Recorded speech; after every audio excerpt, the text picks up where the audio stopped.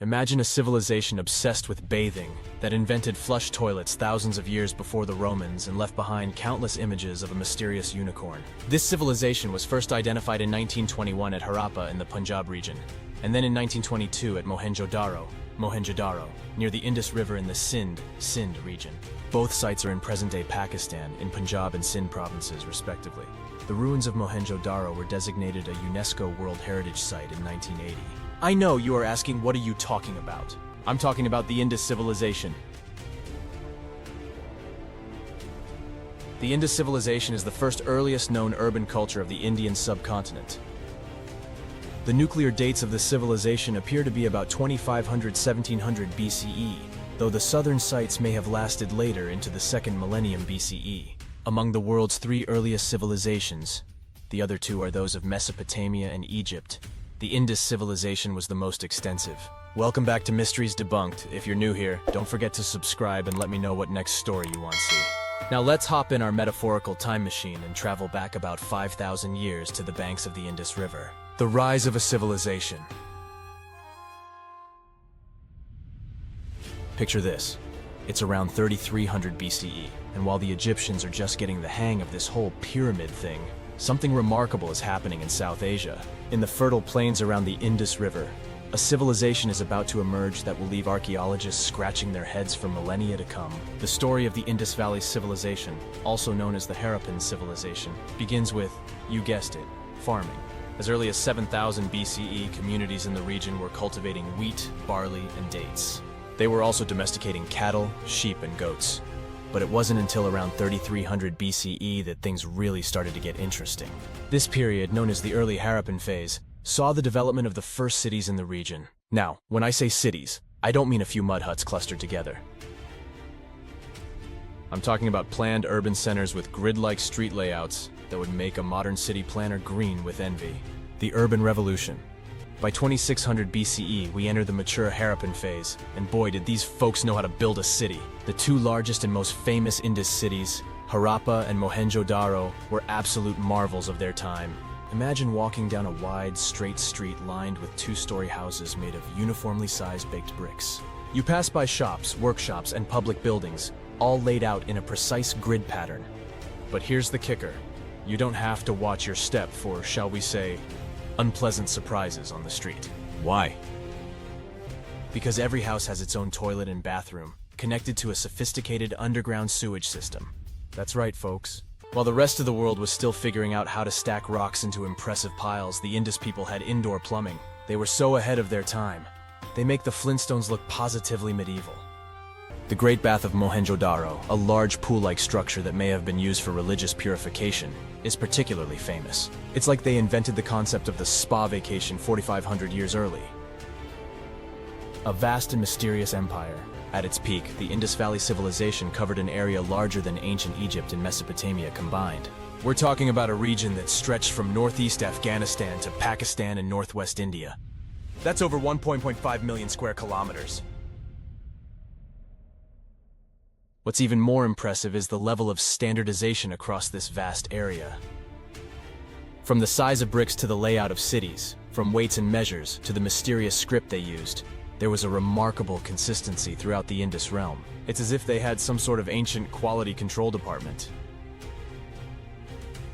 Speaking of that mysterious script, let's talk about one of the biggest puzzles of the Indus civilization, their writing system.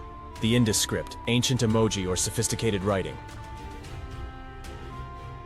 One of the most tantalizing aspects of the Indus Valley Civilization is its script.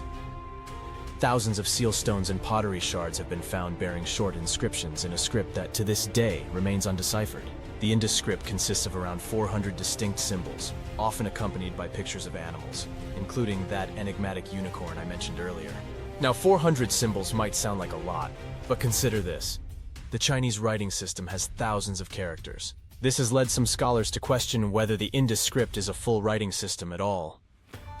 Some have suggested it might be a form of proto-writing, perhaps used to represent names or titles. Others argue it's a complete language, waiting to be deciphered. The truth is, we just don't know. It's like trying to understand modern communication by looking at nothing but emoji. Possible, but really, really hard. What makes deciphering the Indus script so challenging? Well, for one, we haven't found any bilingual inscriptions. No Indus Valley Rosetta Stone, if you will. Also, most of the inscriptions are frustratingly short, averaging only about 5 symbols. But here's a fun fact. The Indus script is usually written from right to left. So, if you're left-handed, you might have had an easier time as an Indus scribe. Daily life in the Indus Valley. Cleanliness is next to godliness. Now let's talk about what everyday life was like for the average Joe.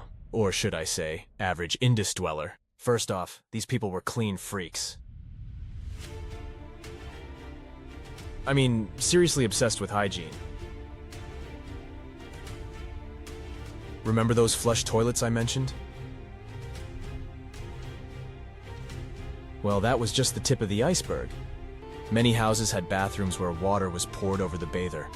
An ancient shower, if you will. The wastewater then drained into the sophisticated sewage system. But it wasn't just about personal hygiene. The streets were regularly cleaned and cover drains carried away waste. It's like they had a whole army of ancient street sweepers.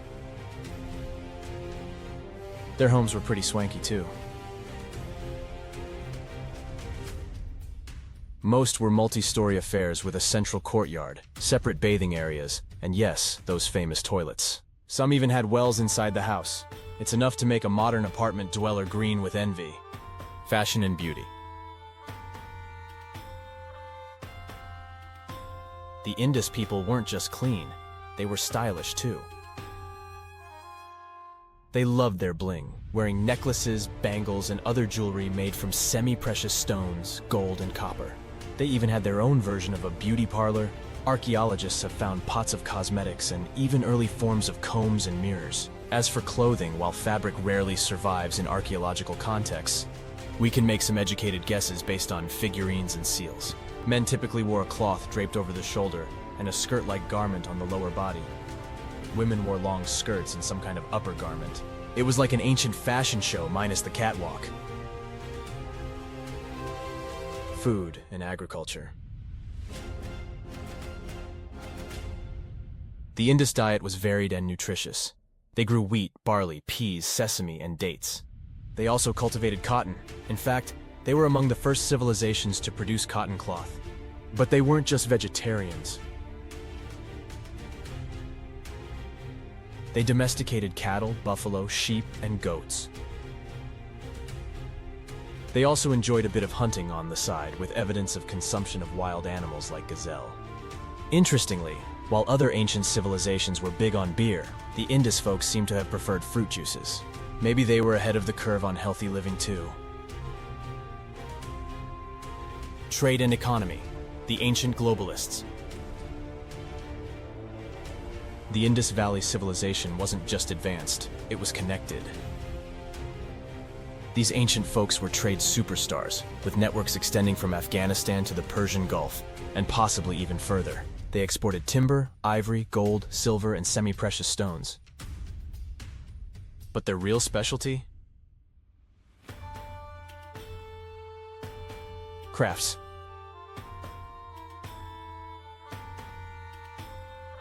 Indus artisans were master craftsmen, producing intricate beadwork, pottery, and those famous seal stones. Speaking of seals, these small square stones with animal motifs and inscriptions were likely used in trade. Think of them as ancient barcodes or logos. They've been found as far away as Mesopotamia, proving the extensive reach of Indus commerce. But here's the kicker. Despite all this trade and apparent wealth, there's virtually no evidence of extreme social inequality in Indus cities. No massive palaces, no extravagant tombs. It's like they invented socialism 4,000 years early. The Indus Enigma. Where are the weapons? Now here's where things get really weird. Most ancient civilizations left behind plenty of evidence of warfare, weapons, defensive walls, art depicting battles. But the Indus civilization? Nada. Zilch. Sure, they had walls around their cities, but these seem to have been more for flood control than defense. And while they did have some weapons, these were more likely for hunting than warfare. So were the Indus people total pacifists? Did they achieve world peace millennia before the rest of us? Or is there some other explanation? It's just another mystery in the long list of Indus enigmas. The Decline, a 4,000-year-old whodunit.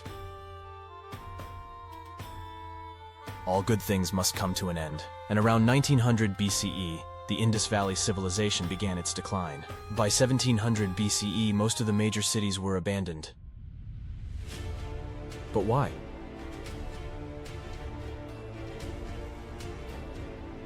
Well, that's the million-dollar question, and archaeologists have been arguing about it for decades. Here are some of the leading theories. Climate change. Some evidence suggests the region became significantly drier around this time. Less rain means less food, and less food means trouble for a large civilization. River changes.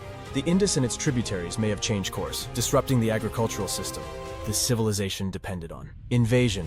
Some early scholars suggested an invasion by Indo-Aryan peoples, but this theory has largely fallen out of favor due to lack of evidence. Economic collapse. Perhaps changes in trade patterns led to an economic downturn. Disease. A pandemic could have devastated the population. The truth is, it was probably a combination of factors. Like a game of archaeological Clue, we're still piecing together the evidence. Legacy and rediscovery. Indiana Jones, eat your heart out. For nearly 4,000 years, the Indus Valley Civilization was lost to history. It wasn't until the 1920s that archaeologists began to uncover its secrets.